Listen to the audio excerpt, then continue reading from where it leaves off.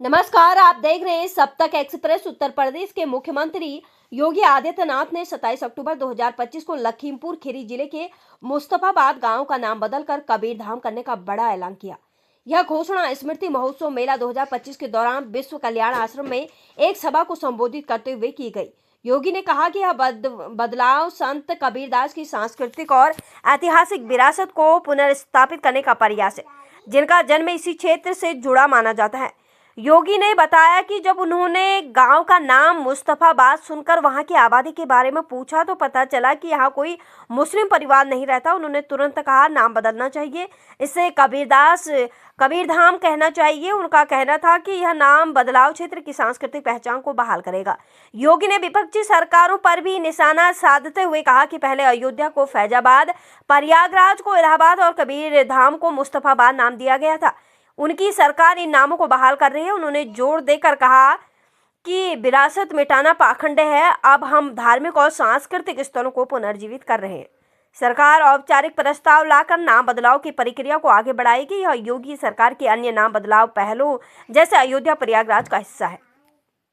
आप सोचो ना, मैं जब यहां पर आया तो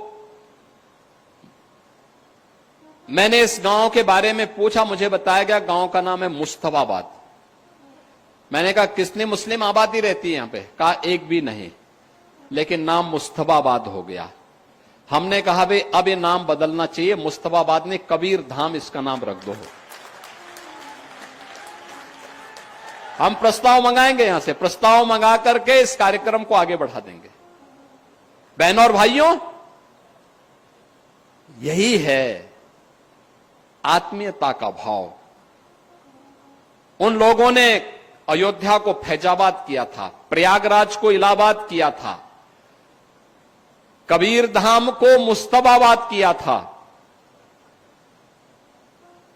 और ये हमारी सरकार है, फैजाबाद को अयोध्या बना रही है, इलाहाबाद को प्रयागराज बना रही है और मुस्तफाबाद को फिर से कबीरधाम स्थल बना करके उस गौरव की पुनर्स्थापना के कार्यक्रम के साथ आपको जोड़ रही है।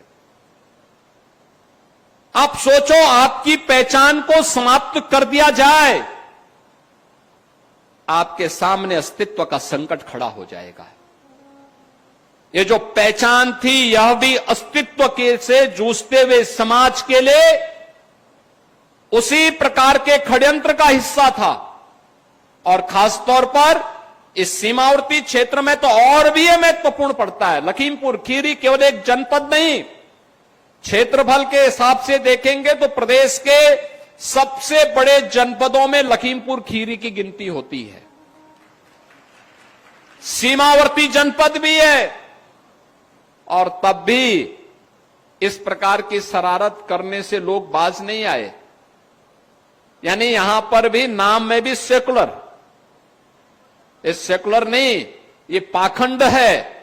और इस पाखंड से मुक्ति आज के समय में आवश्यक है, और उसी का आह्वान करने के लिए आज हम सब आपके पास आए हैं, आपसे कहने के लिए।